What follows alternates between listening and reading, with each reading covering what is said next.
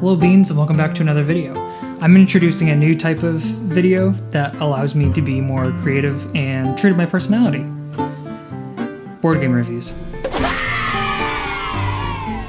Yes, that's right, board games. Now I know what you're thinking, but Octavian, I've already played Monopoly, sorry, and well fuck, I put these pieces in the wrong spot. But those are all bad games. Okay, they're actually not, but like, you probably want something new. I'll say the same thing I've been saying since the end of March of this year, and that's that we're at the end of the first wave of...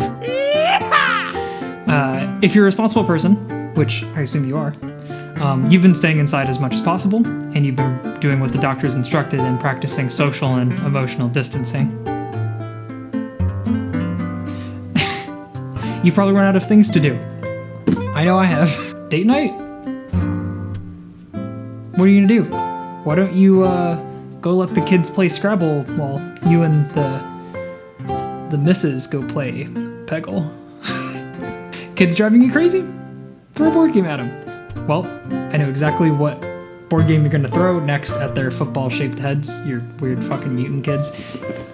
Azul! Azul is both Spanish and Portuguese for the word blue, as in my marriage is in shambles since we can't find anything else new to do during quarantine, so I blew myself. Now, this board game may not spice up your sex life, but it will make you come in less than 30 minutes with 2 to 4 players. Okay. The sex bit is over. I can't do that with a straight face.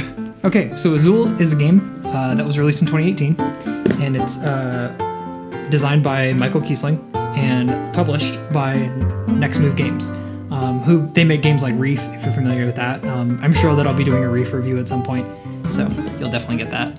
The lore of the game surrounds the Portuguese king Manuel I, who travels to a Moor palace in the south of Spain, and he's just awestruck by their amazing glasswork and tile-laying abilities. And you, as the tile-laying artist, must embellish the walls of the royal palace.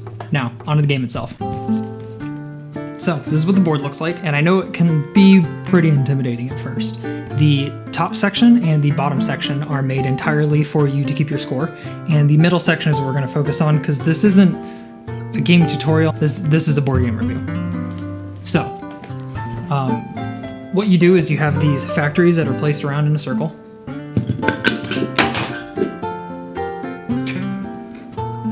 And you're going to be drawing these specific tokens to them. There are 5 different types of tiles, which look like this. And there's going to be 4 tiles to each factory. The amount of factories depends on the amount of people you have playing. I recommend this game for 2 people and nothing more, to be honest with you. But you're going to be drawing from them and filling up these blank slots over here. These blank slots, once they're done and finished, you're going to move them over here to represent each row. So if you had a blue in this spot, you would only need 1 blue to get 1 over here. But if you would have to have 5 blues at the bottom. So to fill up this entire row at the bottom, it takes 25. The round is over once all the pieces are gone from the middle, and then you move your pieces over from the blank section to the scoring section. The amount of points that you get is based on which pieces are touching each other. You get more if they're touching in the cardinal directions, but not diagonally. And the game is over when somebody gets all 5 of 1 row. So the quickest way to do that would be to get all 5 at the top, which is what usually happens. But the way that this game is structured is that it's meant to last at least 5 rounds, because there's no other way you could do that.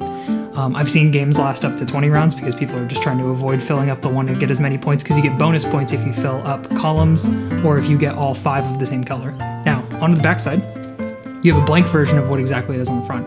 So the way this works on the front is that you saw that there's 1 blue here at 1-1 and 1 blue here at 2-2. That means that there's 1 color per row per column. The same rule applies to the back, except you get to make it up yourself with the resources that are available. This allows you to get more points, but you may trap yourself later on. And that's Azul. So how was it? Well, difficulty-wise, I would probably have to rate it a 1 out of 5, or a hard 1 out of 5. Like I said, this game has about the same amount of rules as Monopoly. The only real difficulty is playing it the first couple times and realizing how you're supposed to score your points. As far as a rating of it goes, I would give the game a 7 out of 10. The game is great to play with friends or family that aren't really that into board games, or if you want a short, mindless game to talk over. The game is ideal for 2 people, like I said, and it's easier to plan ahead when you only have one person to account for rather than everybody else, because the pieces you may want may be gone in 3 turns as opposed to just 1. My friend Tech, who a lot of you know, got me into this game, as well as has his own custom holder that holds each of the factory cards and the tiles within it, which is just really cool.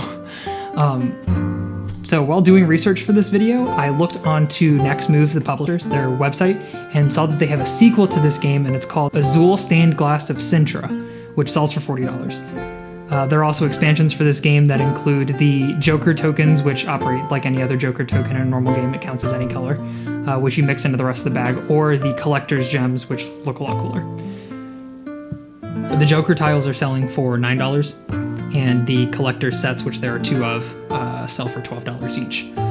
Ironically, the base game is sold out online on their website, but you can buy it from any of your retail board game sellers. I mean, this isn't some hidden gem, it's very well known, and you'll probably find it anywhere. So if you want to know, you'll find it. Let me know down below if you enjoyed the game. Have you played it? Do you own it? Do you want to play it? Like the video?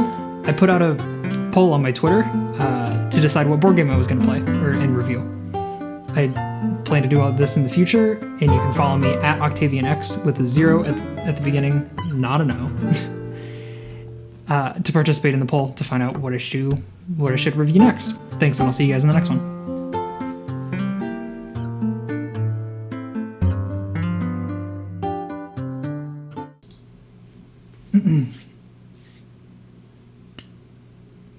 Is it crooked?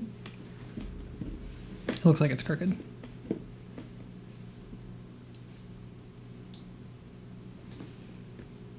Okay, it definitely is.